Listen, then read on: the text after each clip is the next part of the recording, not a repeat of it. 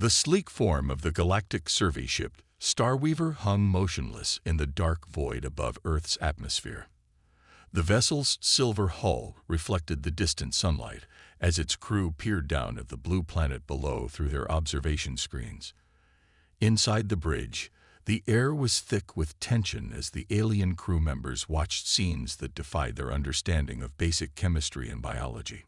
Captain Jeho stood rigid at his command post, his three-fingered hand clutching the collar of his protective suit so tightly that his knuckles had turned pale blue. His large, dark eyes were fixed on the main screen, where surveillance drones transmitted live footage of humans engaging in what he could only describe as suicidal behavior. "Record everything," he ordered, his voice trembling slightly.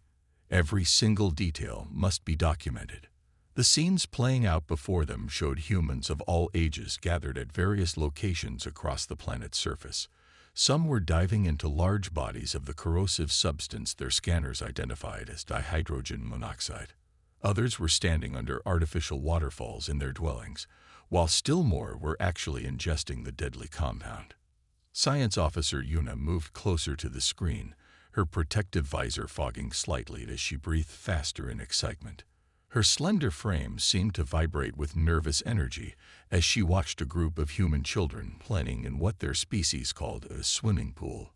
"This defies all known laws of biology," she muttered, frantically typing notes into her datapad. "Their cellular structure should be dissolving. The children, look at them. They're intentionally splashing the corrosive substance on each other, and they're laughing." Dr. Han, the ship's xenobiologist, stood at his research station, his four eyes blinking rapidly as he processed the information flooding his instruments. His tentacle-like appendages moved swiftly across multiple control panels, recording every detail of human physiology they could detect from orbit. "Their bodies," he announced, his voice filled with wonder, "they're composed of over 60% water. This shouldn't be possible. No known species in the galaxy can maintain cellular cohesion with such high levels of H2O content." The bridge crew gathered around various screens, each showing different aspects of human civilization. They watched in horrified fascination as humans sailed across vast oceans, swam in rivers, and even participated in something called water sports. Captain Jeho moved to the central command console, his protective suit whirring softly with each movement. The ship's sensors had detected water vapor in Earth's atmosphere at levels that would be considered lethal on any civilized world. Yet these humans not only survived, they had built an entire civilization on this death trap of a planet. "Look there," called out Navigator Minsu, pointing to a new feed. "They're using the substance for cleaning. They're deliberately spraying it on their young ones." The footage showed a human parent bathing a small child, both of them seemingly unaffected by the corrosive liquid. The child was giggling, splashing in the water while the parent gently cleaned them with something called soap, another substance that made the alien crew shudder. "This changes everything," Captain Jeho said, his voice grave. "If these creatures have developed immunity to dihydrogen monoxide, who knows what other capabilities they might possess?" The crew fell silent as they contemplated the implications. Their mission had been a routine survey of an unremarkable solar system. Instead, they had discovered a species that casually coexisted with one of the most dangerous substances known to galactic civilization. "Prepare a full report for the Council," Jeho ordered, straightening his posture. "Include all sensor data, visual recordings, and preliminary analysis. Mark it as highest priority." Dr. Han raised one of his appendages in a gesture of concern. "Captain, should we attempt contact? These humans might possess technological secrets that could revolutionize our understanding of molecular biology." Captain Jeho shook his head slowly. "Not yet. We need guidance from the Council first. This discovery is too significant to risk mishandling." As the crew continued their observations, they noticed more peculiarities. Humans used water for everything: growing food, generating power, and even in their primitive space vessels. Their entire civilization was built around the very substance that had forced most galactic species to develop complex protective technologies. Send a priority message to command. Jai-Ho instructed his communications officer. Tell them we found something unprecedented. A species that doesn't just survive water exposure. They thrive in it. The Starweaver maintained its position above Earth, its crew continuing to document this extraordinary discovery. None of them could have predicted that this mission would lead to one of the most significant first contact situations in galactic history. The humans below remained unaware that their everyday activities were causing such amazement among their hidden observers. As the ship's data banks filled with information about this remarkable species, Captain Jai-Ho couldn't shake the feeling that the galaxy was about to change forever. These water-resistant humans would either become valuable allies or pose an unprecedented threat to galactic civilization. Either way, nothing would ever be the same again. The Great Hall of the Galactic Council buzzed with nervous energy as thousands of representatives from across the galaxy gathered for an emergency session. The chamber's crystalline walls sparkled with bioluminescent lighting, designed to accommodate the various species' visual preferences. Every seat was filled, and the floating translation orbs hummed as they prepared to convey messages in hundreds of different languages. Representative Dae-Jung stood at the central podium, his formal robes shifting slightly in the carefully filtered air. Behind him, a massive holographic display showed scenes from Earth that made many council members recoil in horror. The footage displayed humans casually interacting with water in ways that defied galactic understanding. Esteemed members of the council, Dae-Jung began, his voice steady despite the gravity of the situation. What you are witnessing is not a simulation or an error in our recording devices. These are real-time observations of the species we now know as humans. The chamber erupted in shocked murmurs as the display showed a human child jumping into a pool, creating splashes that made several council members instinctively activate their personal shields.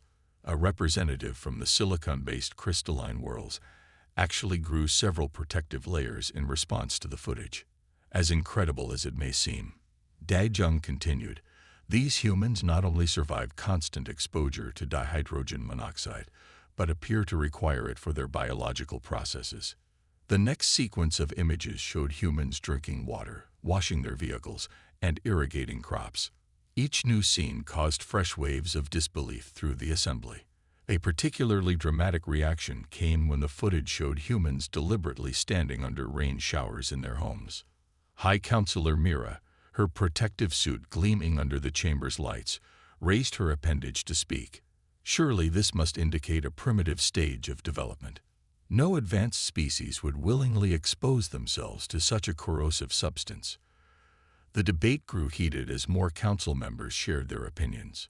Some suggested immediate intervention to save the humans from their water-soaked world, while others advocated for quarantine to prevent the spread of their dangerous practices.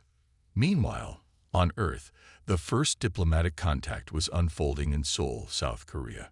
The chosen location was the newly constructed Interstellar Reception Center, specially designed to accommodate the aliens' need for water-free environments. Ambassador Sunmei stood in the center's main hall, watching through reinforced windows as the alien diplomatic vessel descended through Earth's atmosphere. The ship was enclosed in a shimmering field that repelled every drop of moisture in its path, creating a strange, dry tunnel through the light drizzle falling outside. The alien diplomats emerged from their ship wearing what looked like full environmental suits, their movements careful and precise. Each suit was a masterpiece of engineering, designed to protect its wearer from even the slightest exposure to water vapor. Leading the delegation was Ambassador Kai from the Dry Worlds Coalition. His suit was more elaborate than the others, with additional layers of protection and multiple atmospheric sensors. As he approached the building, a few drops of rain managed to reach his outer shield, causing emergency lights to flash across his suit's surface.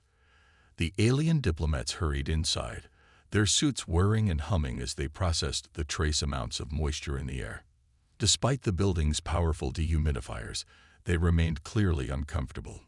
"Welcome to Earth," Sunmai said warmly, bowing slightly in greeting.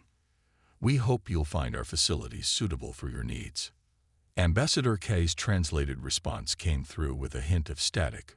"We appreciate your efforts to accommodate us, though we must express our concern for your well-being. Living in these conditions must be challenging." Before Sun Mai could respond, the light drizzle outside turned into a proper rain shower. The alien diplomats watched in horror through the windows as humans on the street simply opened umbrellas or continued walking without any protection at all. "How do you survive?" one of the junior diplomats blurted out, breaking protocol. "The corrosive substance falls freely from your sky, yet your people seem unconcerned." Sun Mi struggled to maintain her diplomatic composure as she explained. "What you call a corrosive substance is essential to our life. Water is part of who we are, how we evolved, and how we live." The aliens exchanged glances through their protective visors, their body language suggesting they thought the humans were either incredibly brave or completely insane. When a group of school children ran past the windows, laughing and splashing in puddles, several diplomats activated their secondary emergency shields. The situation became even more tense when the building's fire suppression system underwent its scheduled test, causing the alien delegation to nearly retreat to their ship. It took considerable effort to convince them that the water sprinklers were a safety feature, not a weapon. As the first day of diplomatic contact drew to a close, both sides realized they faced significant challenges in building understanding between their cultures. The aliens couldn't comprehend how humans survived in their water-rich environment, while the humans found it difficult to imagine living in a world where water was viewed as a deadly threat. Ambassador Sun Mai watched the alien delegation return to their ship, each member carefully scanning their suits for any sign of water contamination. She couldn't help but wonder how they would react when they learned that the human body itself was mostly composed of the very substance they feared so much. In the coming days, this fundamental difference in biology would prove to be either the greatest obstacle to interstellar cooperation or the key to revolutionary advances in galactic science. For now, though, both species simply tried to wrap their minds around the idea that what was life-giving for one could be deadly for the other. The emergency session of the Galactic Security Council stretched into its fourth hour. High Counselor Min Ki stood at the central platform, his protective suit gleaming under the harsh lights as he addressed the assembled representatives of over 300 species. "We cannot stand idle while an entire civilization drowns in corrosive chemicals," Min Ki declared, his voice carrying across the vast chamber. "Our mandate is clear. We must save these humans from themselves." The massive display behind him showed live feeds from Earth, oceans covering vast portions of the planet, clouds heavy with water vapor, and rivers cutting through continents. To the gathered aliens, it looked like a nightmare world. In the diplomatic section, Ambassador Hai Jin of Earth gripped the edges of her podium, struggling to maintain her diplomatic composure. She had spent the last 3 hours trying to explain that humans not only survived in these conditions but needed water to live. Her arguments seemed to fall on deaf ears, or whatever passed for ears among the various alien species present. "With all due respect," she tried again, "our biology is fundamentally different from yours. Water isn't a threat to us. It's essential for our survival." A ripple of what might have been pity passed through the assembled delegates. One representative, a crystalline being from the Silicon worlds, actually produced a sound that their translator rendered as a sad chime. The crisis had escalated quickly after first contact. What started as scientific curiosity had turned into grave concern, then into outright alarm. Now, a coalition of the galaxy's most powerful species had formed the Human Salvation Initiative. In orbit above Earth, massive evacuation ships were already under construction. Each vessel was designed to house millions of humans in water-free environments that the aliens considered safe. The fact that such conditions would be lethal to humans seemed to escape their understanding completely. "Look at their young ones," another counselor spoke up, pointing to footage of children playing in a water park. "They've been conditioned since birth to accept these dangerous conditions. It's a form of cultural mass delusion. Hai-Jin watched in growing frustration as more alien representatives voiced their support for the intervention plan. They spoke of humanitarian duty and galactic responsibility, while completely ignoring humanity's own input on the matter. Back on Earth, the situation was becoming tense. News of the alien coalition's plans had leaked to the public, causing a mix of reactions ranging from panic to outrage. Military forces worldwide were on high alert, though everyone knew Earth's defenses would be useless against a civilization capable of interstellar travel. In her private chambers adjacent to the council room, Hai-Jin received an urgent message from Earth's Unified Emergency Command.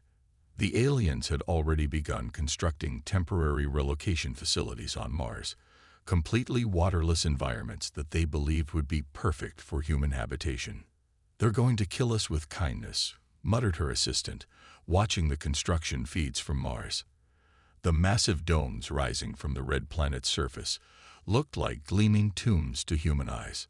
The crisis reached a new level when High Counselor Min-Ki announced the timeline for the rescue operation.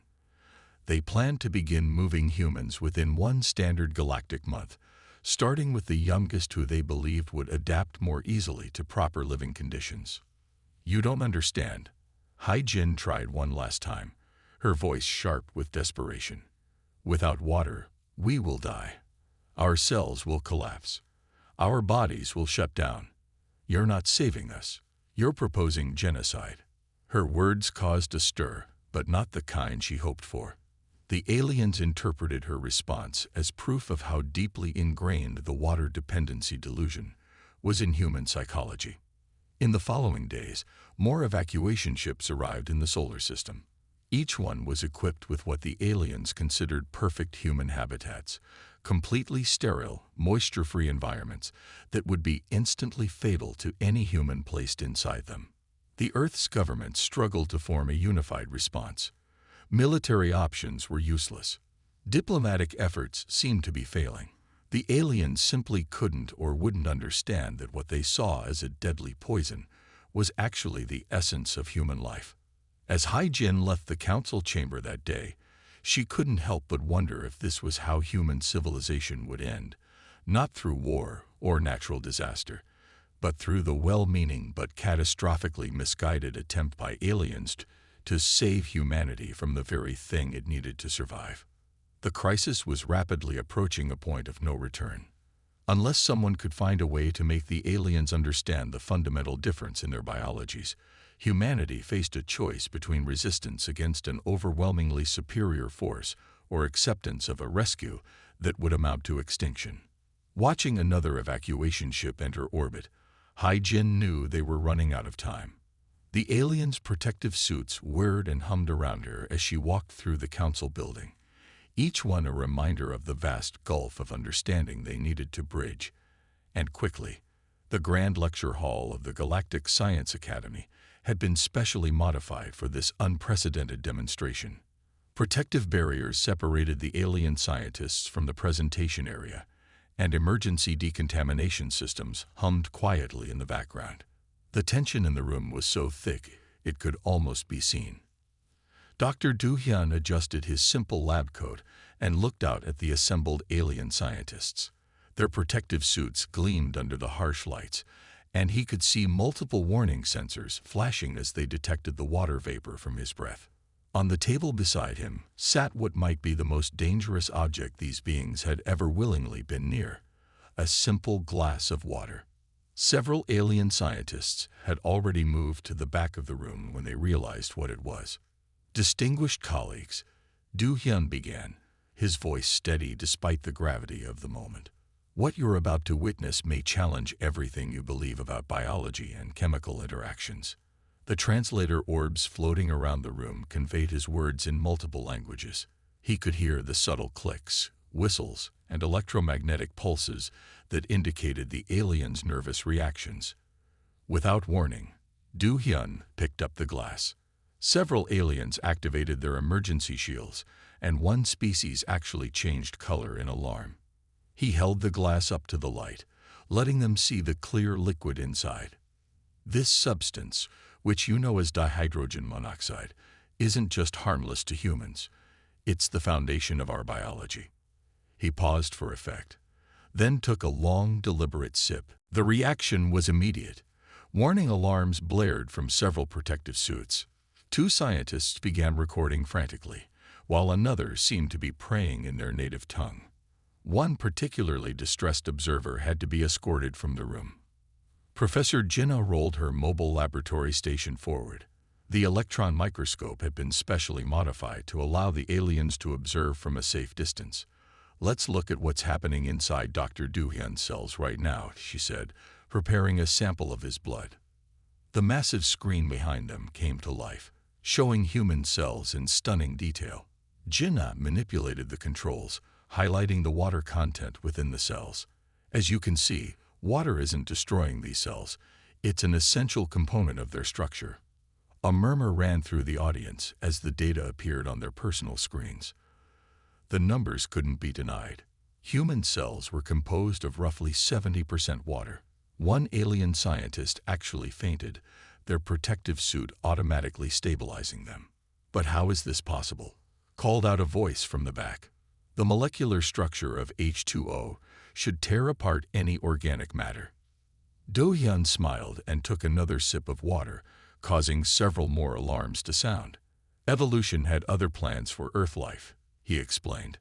"Our cellular membranes don't just resist water. They require it to function." The next hour was filled with detailed demonstrations. Jinnah showed time-lapse footage of human cells dividing, all enabled by their water content. Do-hyun demonstrated how human skin remained intact even when submerged in water, using a simple bowl and his own hand. The alien scientists gradually moved closer to the demonstration area, their scientific curiosity overcoming their instinctive fear. They watched in fascination as Do-hyun explained the role of water in human digestion, circulation, and temperature regulation. "And here's something that might really surprise you," Jinnah added, pulling up new data on the screen. "Water isn't just in our cells. It's in our blood, our organs, even our bones. Remove it, and we die within days." The revelation hit the scientific community like a thunderbolt.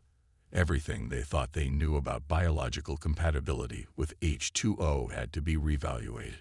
Some began furiously documenting new theories, while others engaged in heated debates about the implications. One brave scientist, protected by 3 layers of shielding, approached the table to scan the glass of water with their instruments. "Impossible," they muttered, checking the readings again and again. "It's pure H2O, yet it's not causing any cellular degradation in your bodies." Do-hyun concluded the demonstration by drinking the remaining water, then calmly eating a water-rich fruit. The aliens watched in amazement as he showed no signs of distress or cellular breakdown. "What you've witnessed today is just the beginning," he said. "Human biology offers new possibilities that could revolutionize our understanding of chemistry and molecular biology. We're not victims of our water-rich environment. We're products of it." As the demonstration ended, the implications began to spread through the galactic scientific networks. The planned rescue of humanity had been based on a fundamental misunderstanding. Humans weren't surviving despite water. They were surviving because of it. In the days that followed, research teams across the galaxy began re-examining their basic assumptions about life and chemistry. The human demonstrations had opened up entirely new fields of study, and the scientific community was buzzing with possibilities. The simple glass of water that had caused so much alarm now sat empty on the demonstration table, a symbol of how appearances could be deceiving and how different forms of life could defy even the most basic assumptions of galactic science. The alarms on Space Station Luminarch screamed through every corridor, their urgent wailing accompanied by flashing red lights. The station's sophisticated sensors had detected the one thing that terrified its alien crew more than any other emergency: a water leak. In the main control room, Station Commander Yunji watched in growing horror as warning indicators lit up across the monitoring panels. The station's primary cooling system had suffered a catastrophic failure, and pressurized water was now spraying into one of the critical maintenance sections. The alien crew members moved with frantic speed, sealing off corridors, and activating their emergency protective gear. Some had already rushed to the escape pods, their fear of water contamination overriding their training. "We need to shut down the entire section," advised First Officer Krell, his protective suit already at maximum power. "The contamination risk is too high." But shutting down that section would cripple the station's life support systems. They had less than 30 minutes before the backup systems would fail, leaving the station without crucial environmental controls. That's when Chief Engineer Ta-Won's voice crackled over the comm system. "Commander, my team can fix this. Let us handle it." Yun-ji hesitated. The human maintenance crew had only been aboard the station for 3 months, part of a controversial initiative to integrate human workers into galactic operations. Many had opposed their presence, considering it too risky to have water-based life forms on sensitive installations. "The leak is too severe," Krell protested, "even with protective suits." "We don't need full protection," Ta-Won interrupted. "Just give us basic safety gear and 10 minutes. Against the protests of her alien officers, Yun-ji made her decision. "You have permission, Chief. But be careful." What happened next would change galactic engineering forever. The human maintenance team, led by Ta-Won, entered the affected section wearing only standard work suits and simple breathing apparatus. While the alien crew watched through monitoring cameras, the humans worked directly with the leaking water, their bare hands coming into contact with what the aliens considered a deadly corrosive. "Look at them," whispered one of the alien technicians. "They're touching it. Actually touching it." Ta-Won's team moved with practiced efficiency, locating the damaged pipe and beginning repairs. When some water splashed on their faces, they simply wiped it away and continued working. The alien observers were both horrified and fascinated. Within 8 minutes, the humans had sealed the leak and begun cleanup procedures. They used simple absorbent materials to collect the spilled water, showing no concern for what the aliens considered hazardous waste. "All clear, Commander," Ta-Won reported. "The cooling system is back online and operating at normal capacity." The control room fell silent. What would have been a major disaster requiring a full station evacuation had been resolved in minutes by a small team of humans. The implications were staggering. Commander Yun-ji studied the maintenance logs with growing excitement. The humans hadn't just fixed the problem. They had done it faster and more efficiently than any conventional repair team could have managed. Their natural resistance to water had turned what would normally be a station-wide crisis into a routine repair job. "Do you understand what this means?" she asked her still-shocked crew. "We've been designing our stations and ships around protecting against water, spending enormous resources on complex safety systems. But with human crews, the possibilities began to multiply in everyone's minds. Human maintenance teams could work in conditions that would be lethal to most galactic species. They could handle emergencies involving water-based systems without requiring expensive protective equipment. They could even design new, more efficient systems that other species wouldn't dare to consider." News of the Luminarch incident spread rapidly through the galactic community. What had started as a potential disaster had become a proof of concept. Humanity's supposed primitive trait, their compatibility with water, was suddenly recognized as an incredible technological advantage. Within weeks, shipping companies began recruiting human crews for their vessels. Space stations across the galaxy started modifying their systems to accommodate human workers. Research facilities rushed to study human biology, hoping to understand how they could so casually handle what other species considered a universal solvent. Back on the Luminarch, Commander Yun-ji watched as Ta-Won's team conducted routine maintenance on the cooling systems. The sight of humans casually working with water still made her nervous, but she couldn't deny the results. "You've changed everything," she told Ta-Won during their next meeting. "Do you realize that? Your team's actions today have opened up possibilities we never even considered." Ta-Won smiled, still slightly damp from his latest repair job. "We're just doing what comes naturally to us, Commander.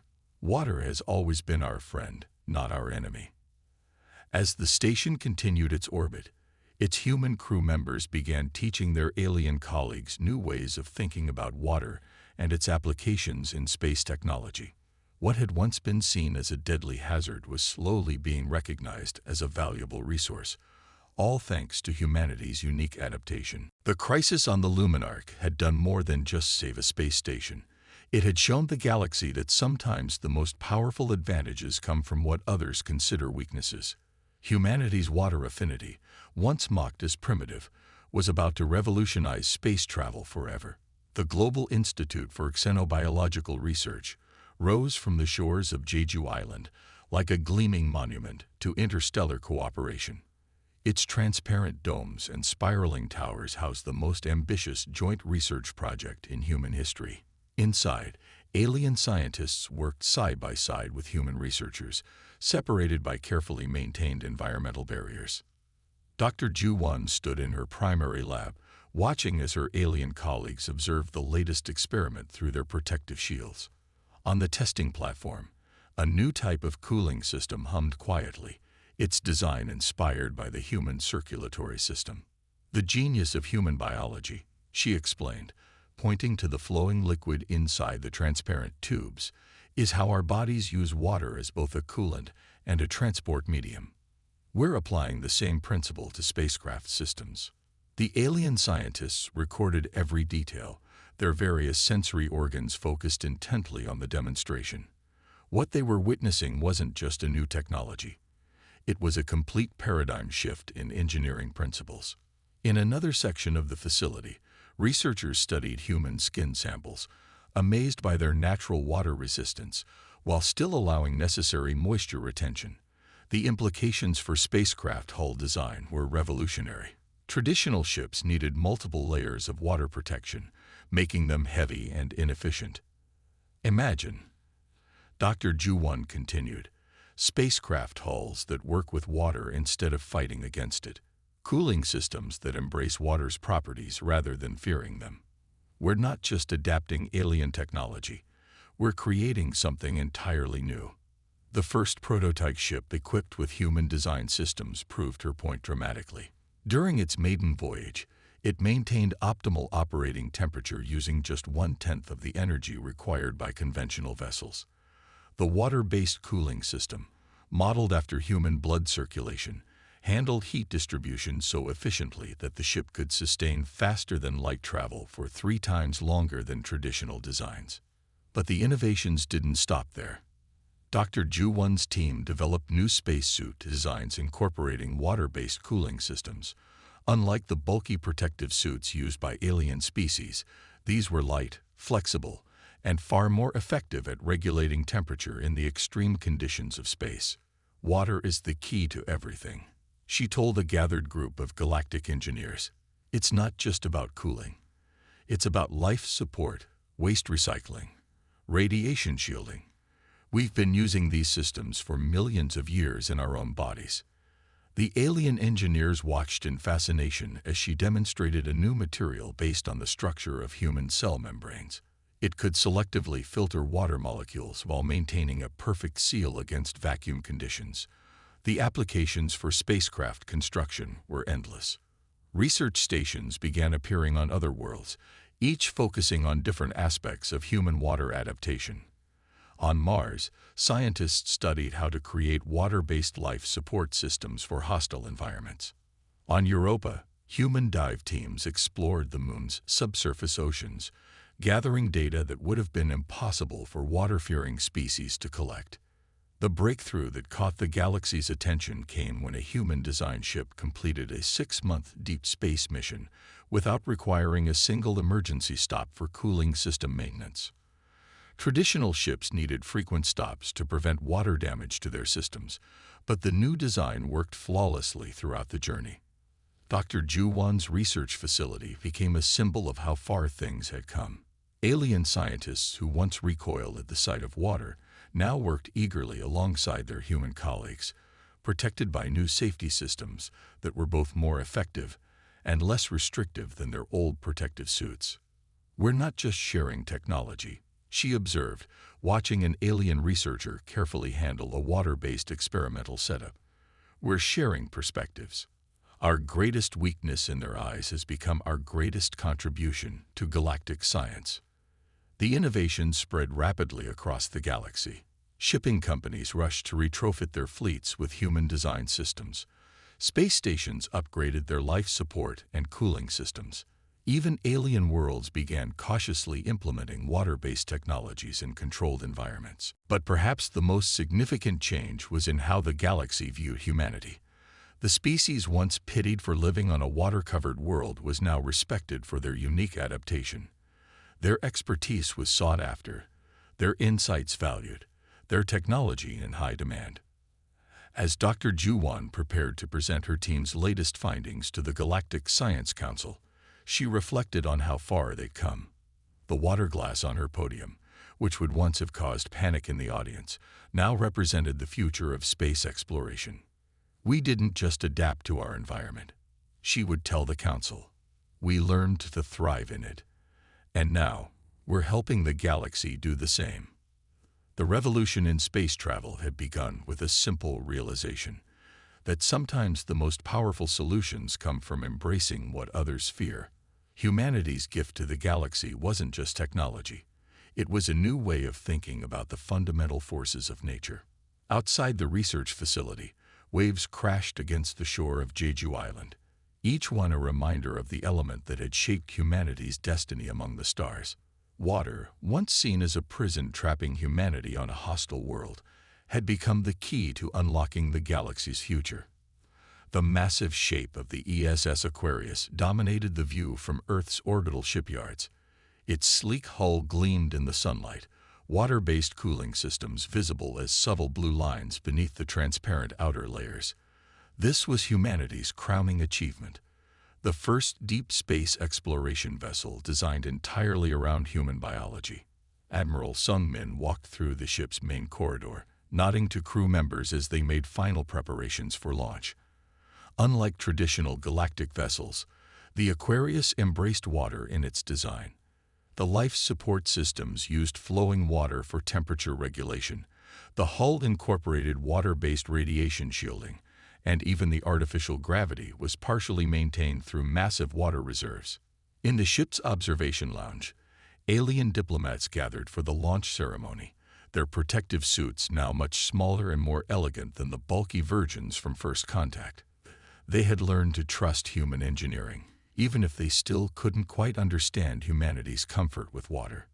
Ambassador Jai Yun stood at the ceremonial podium, her voice carrying across the gathered crowd. A decade ago, our friends from the stars arrived with warnings about the dangers of water. Today, they arrive seeking our expertise in using it. The truth of her words was evident in the shipping contracts displayed on screens around the room. Human crews commanded premium salaries throughout the galaxy. Their natural ability to handle water-based emergencies and maintain water cooling systems had made them invaluable to interstellar commerce. Deep beneath Earth's oceans, training facilities now hosted aliens learning to overcome their fear of water. Under careful human supervision, they studied basic water safety and specialized protective gear. The Mariana Space Academy, built alongside the famous trench, had become the most prestigious water operations training center in the known galaxy. Admiral Sung Min reached the bridge, taking his position in the command chair. The bridge crew, a mix of humans and aliens, worked together seamlessly. The alien officers wore minimal protection, having learned to trust the human-designed safety systems that kept water safely contained within the ship's infrastructure. Navigation. Set course for the Carina Nebula, he ordered. We're about to go where no ship has gone before, or could go before our water cooling technology made it possible. The Aquarius's engines hummed to life, their revolutionary design allowing for unprecedented periods of sustained faster-than-light travel. The water-based cooling systems could handle the extreme heat that forced other ships to make frequent stops. In the ship's engineering section, human technicians worked alongside alien apprentices, teaching them the intricacies of the new technology. What had once been considered a primitive quirk of human biology had become the foundation for a technological revolution. Look at these efficiency readings, one human engineer explained to her alien student. The water circulation system handles heat distribution automatically, just like the human body does. No other cooling system comes close to this level of performance. As the launch countdown began, Ambassador Jai-yun continued her address. Our oceans, once seen as a hazard, are now recognized as the perfect training ground for space exploration. Our biology, once considered a weakness, has become our greatest contribution to galactic civilization. The alien diplomats nodded in agreement. Their own species were beginning to explore limited applications of water-based technology, carefully controlled and monitored by human experts. Some had even started research into biological modifications that might allow future generations to better handle water exposure. The Aquarius lifted smoothly from its berth, its water-based systems working in perfect harmony. As it accelerated toward its jump point, Admiral Sung-min reflected on how far they had come. Humanity had taken their greatest perceived weakness and transformed it into the key to deep space exploration. All systems nominal, reported his executive officer. Water cooling operating at optimal efficiency. We're ready for the longest sustained FTL journey ever attempted. In the decades since first contact, humanity had gone from being pitied as primitive water dwellers to being respected as essential partners in galactic exploration. Their ships could travel further, their stations operated more efficiently, and their expertise was sought after throughout known space. As the Aquarius prepared for its first faster-than-light jump, Ambassador Jai-yun raised a glass of water in toast, a gesture that would have caused panic just 10 years ago, but now symbolized humanity's contribution to the galaxy's future. To water, she said, the element that taught the galaxy a valuable lesson about perspective. What seems like a limitation to one species might be the key to advancement for another. The Aquarius disappeared into FTL speed, carrying humanity's hopes and dreams toward unexplored regions of space. Behind it, Earth's oceans continued their eternal motion, a reminder of the force that had shaped humanity's destiny among the stars. 10 years after aliens had arrived to save humanity from water, the galaxy had instead been saved by humanity's unique relationship with it. It was a testament to the fact that true advancement comes not from overcoming nature, but from learning to work in harmony with it.